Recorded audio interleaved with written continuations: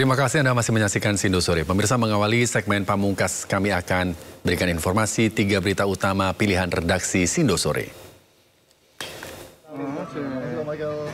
Polda Metro Jaya memanggil salah satu saksi berinisial MS dalam kasus tuduhan ijazah palsu Presiden ke-7 RI Joko Widodo yang sebelumnya mangkir dalam panggilan pertamanya.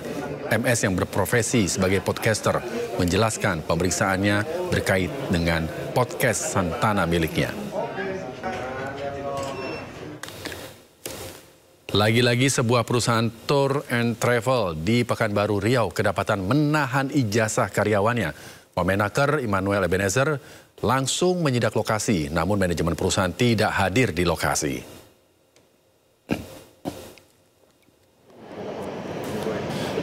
Presiden Prabowo mendarat di Bandara Sri Begawan, Brunei Darussalam pagi tadi. Rencananya Presiden Prabowo Subianto akan menerima bintang kebesaran tertinggi dari Kesultanan Brunei Darussalam.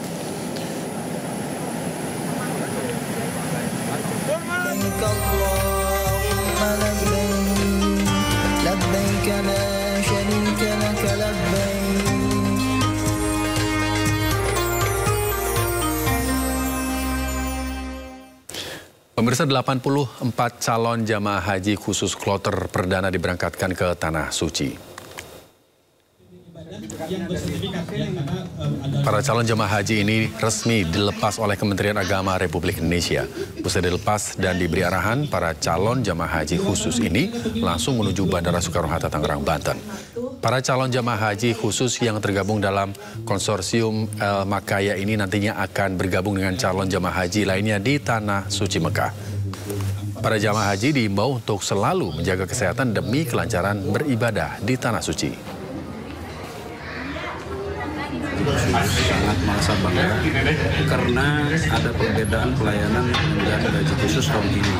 Itu dalam bentuk tingkat kepercayaan dan konsolidasi semakin kuat antara kita dengan para penyelenggara.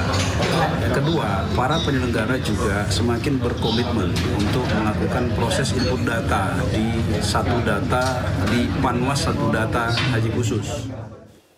Fenomena barang tertinggal kerap terjadi pada jamaah calon haji Indonesia selama berada di Madinah, Arab Saudi. Jamaah tak perlu khawatir, layanan perlindungan jamaah daerah kerja Madinah hadir untuk mengatasi masalah tersebut.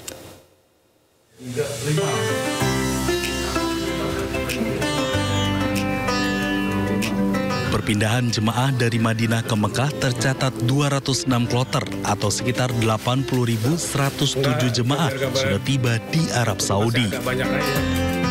Dari jumlah tersebut, 11.230 jemaah sudah tiba dari Madinah ke Mekah. Fenomena barang tertinggal menjadi masalah yang nyaris tak terhindarkan. Barang seperti tas, koper, kursi roda, ponsel, bahkan uang tunai kerap ditemukan tertinggal baik di hotel ataupun kawasan Nabawi.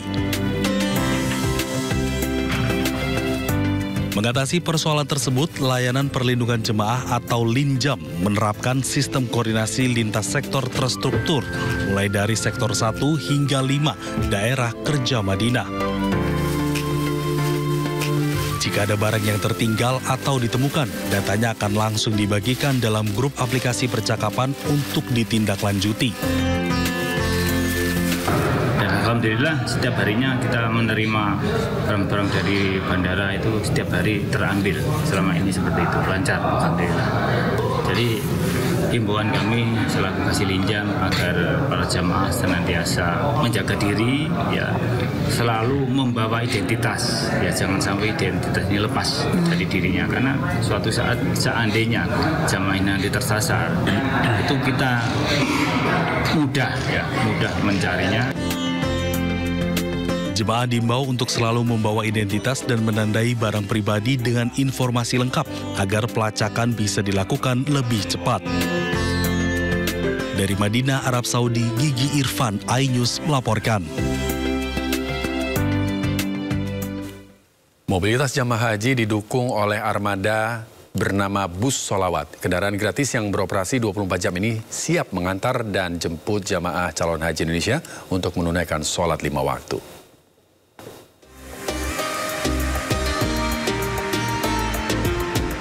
Bus Sholawat merupakan layanan transportasi yang telah disediakan syarikah penyedia layanan jemaah haji. Kursi bus berkapasitas 45 hingga 50 kursi. Fasilitas bus Sholawat hanya dimiliki oleh jemaah haji Indonesia yang sudah berjalan sejak tahun 2008.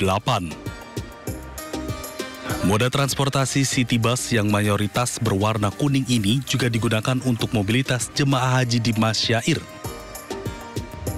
Saat jemaah melaksanakan puncak haji di Arafah, Musdalifah, dan Mina.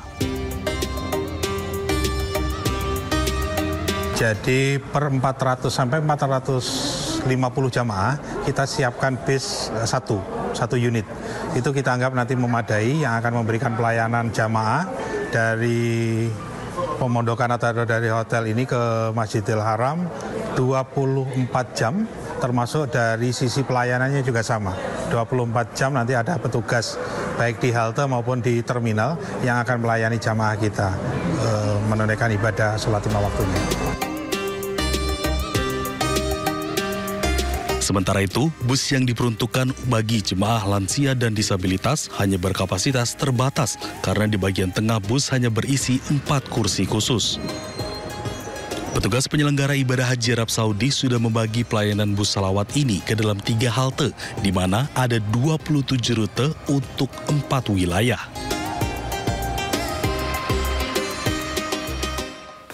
Rombongan pertama jamaah haji khusus tiba di Bandara Prince Mohammed bin Abdul Aziz, Madinah, Arab Saudi. Jemaah haji khusus akan menginap di Madinah sebelum berpindah ke kota Mekah menjelang puncak Ar-Muzna.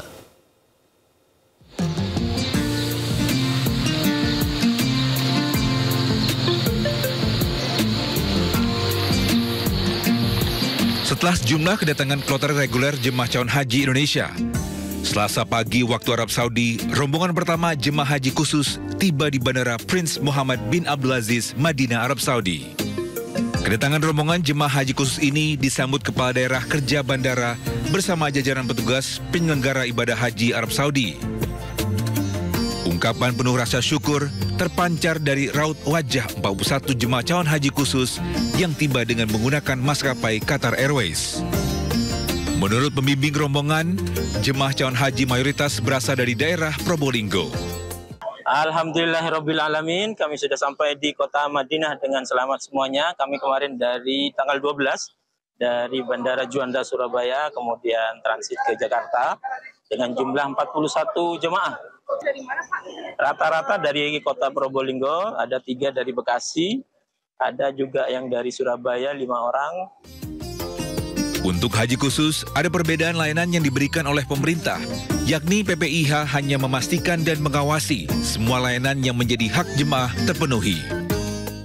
Pemerintah hanya bertugas untuk melakukan pengawasan karena seluruh layanan yang diberikan kepada jamaah haji khusus dilakukan semuanya oleh PIHK. Rencananya ke-41 jemaah calon haji khusus ini akan menginap di kota Madinah selama kurang lebih 11 hari sebelum nantinya bergerak ke kota Mekah menjelang puncak Ar-Muzna. Dari Madinah, Arab Saudi, Gigi Irfan, iNews melaporkan. Dan pemirsa, untuk mengetahui suasana terkini di Madinah, Arab Saudi, kami telah terhubung dengan rekan kami, ada Gigi Irfan di kantor Daker Madinah. Assalamualaikum Gigi, selamat sore waktu Jakarta. Bagaimana update kedatangan jemaah calon haji di Madinah saat ini? Waalaikumsalam warahmatullahi wabarakatuh. Rizky dan pemirsa, ribuan jemaah calon haji Indonesia telah tiba di Madinah dan berangsur mulai bergerak menuju Mekah, Arab Saudi.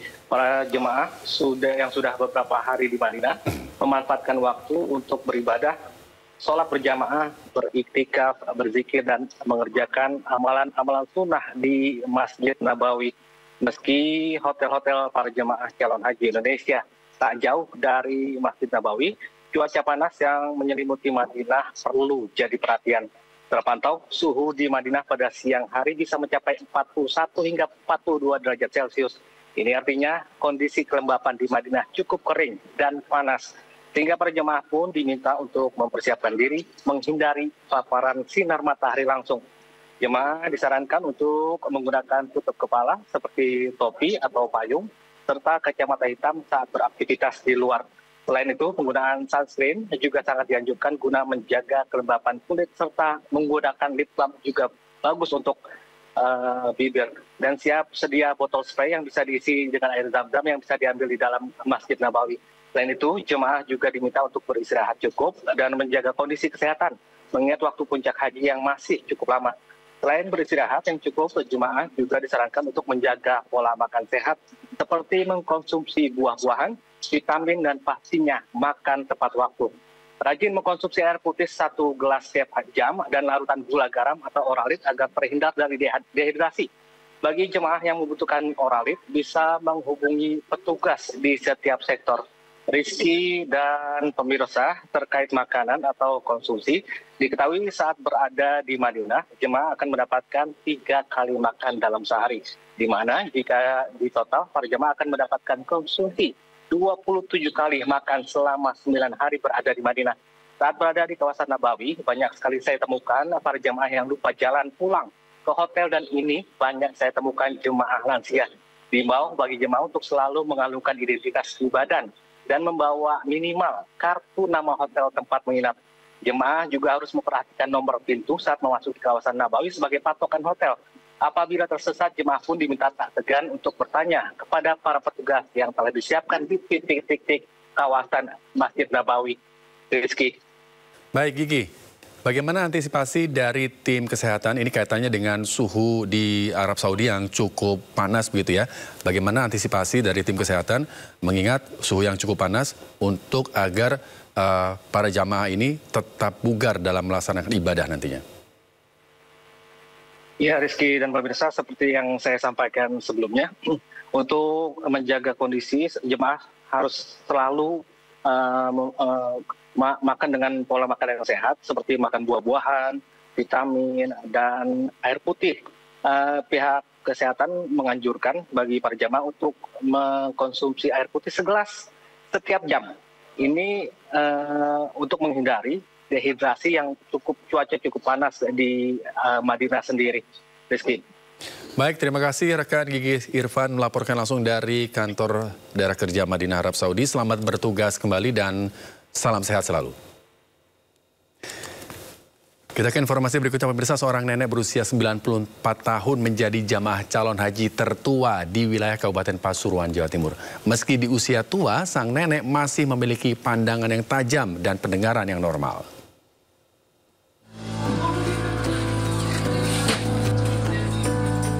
Inilah Satumi, seorang nenek berusia 94 tahun warga desa Tejowangi, Kecamatan Purwosari, Kabupaten Pasuruan, Jawa Timur. Nenek Satumi merupakan jemaah haji tertua dari Kabupaten Pasuruan. Di usia yang tidak lagi muda, Nenek Satumi bersyukur karena mendapat kesempatan untuk berangkat ke Tanah Suci tahun ini setelah menunggu 5 tahun. Meski harus dituntun saat berjalan, namun anak dan cucu memastikan bahwa kondisi kesehatan Satumi sangat baik. Selain memiliki pandangan yang masih tajam, pendengaran Satumi juga terbilang normal. Satumi tak sendiri. Ia akan ditemani oleh anak kelimanya selama menjalani ibadah haji Tanah Suci. Alhamdulillah, hari ini juga tidak terasa saya yang harus mendampingi orang tua.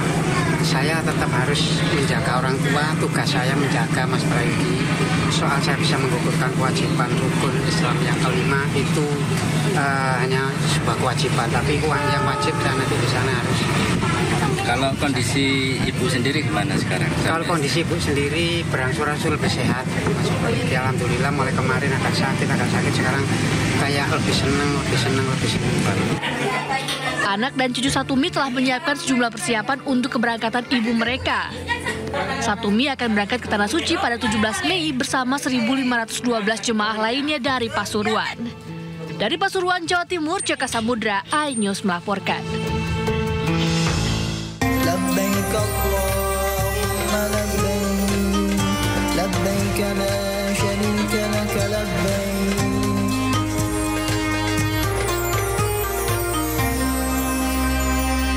Dan pemirsa, informasi tadi menutup Sindo sore hari ini. Jangan lupa Anda bisa mendapatkan informasi terkini dan terbaru melalui portal yang menghadirkan berita daerah, berita nasional, dan berita internasional lengkap di sindonews.com.